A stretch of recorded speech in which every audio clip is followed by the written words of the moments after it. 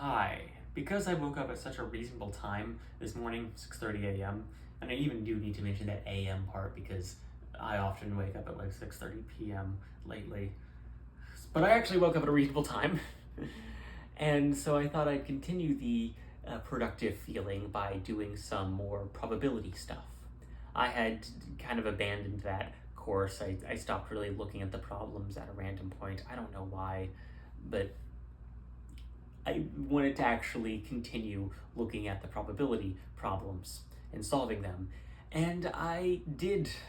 It wasn't very entertaining, it wasn't very fun until I got to one specific problem about it's a bus stop having buses arrive at random times throughout the day.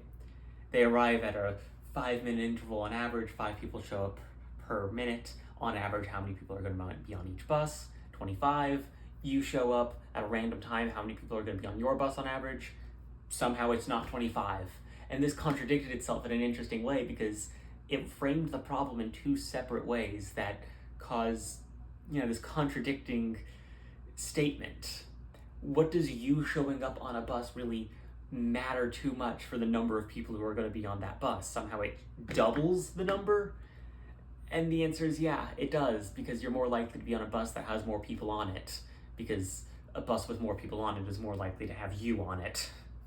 And it's these weird things that occur when looking at probability and statistics like that answer some questions I've even had about why random events seem to happen in long strings followed by very long breaks between them rather than evenly spaced out.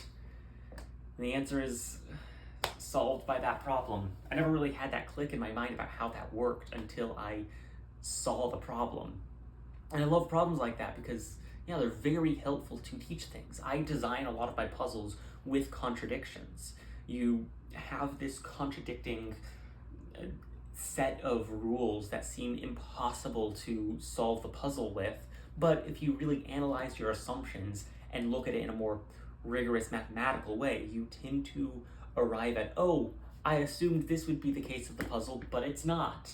And then it allows you to solve it. And sometimes it'll teach you about a mechanic of whatever game or system you're using to create the problems in. I really like it when things do that.